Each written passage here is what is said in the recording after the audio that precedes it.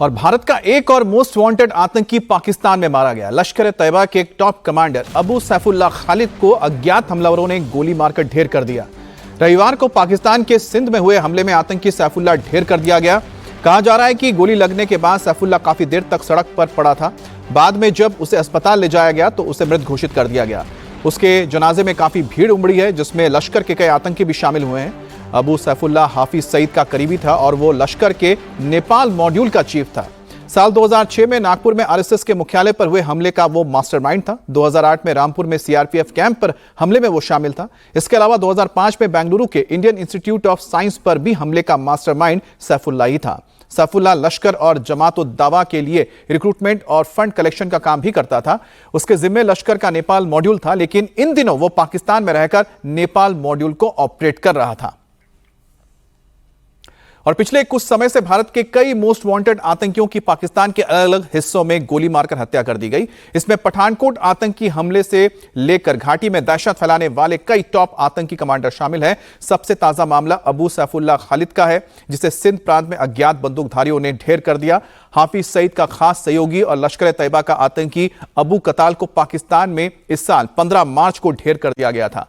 अज्ञात हमलावरों ने गोली मारकर कताल की हत्या की थी। हिजबुल मुजाहिदीन के टॉप कमांडर बशीर अहमद पीर, जिसे इम्तियाज आलम के नाम से भी जाना जाता था, उसकी भी 20 फरवरी 2023 को रावलपिंडी में हत्या कर दी गई थी।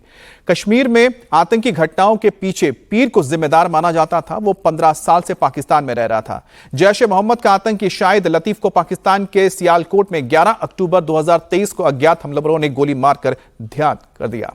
लतीफ साल 2016 में भी हुए पठानकोट आतंकी हमले का मास्टरमाइंड था। जम्मू निवासी अबू कासिम कश्मीरी को भी 8 सितंबर 2023 को पीओके में अज्ञात हमलावरों ने गोली मारकर हत्या कर दी थी। अब अबू कासिम जम्मू के रजौरी में हुए हमले में मोस्ट वांटेड था। इसके अलावा लश्कर ए तैयबा का टॉप आतंकी रियाज अहमद को 8 सितंबर 2023 में पीओके में किसी ने गोली मारकर हत्या कर दी थी। ऑपरेशन सिंदूर की कामयाबी सेना के लिए बहुत महत्वपूर्ण है। उसके शौर्य को सलाम किया जा रहा है। और अहमदाबाद पहुंचे गृह मंत्री अमित शाह ने एक तिरंगा यात्रा की, जिसमें बड़ी तादाद में लोग शामिल हुए। शाह ने पाकिस्तान को कड़ी चेतावनी देते हुए कहा कि पाकिस्तान अब पूरी तरह से दुनिया में एक्सपोज हो चुका है। ऑपरेशन सिंदूर की जानकारी देते हुए कहा कि भारत ने पाकिस्तान में 100 किलोमीटर घुसकर आतंकियों को मौत के घाट उतार दिया। ऑपरेशन सिंदूरे अनेक प्रकारनी સમસ્યાઓનો એક સાથે જવાબ આપે।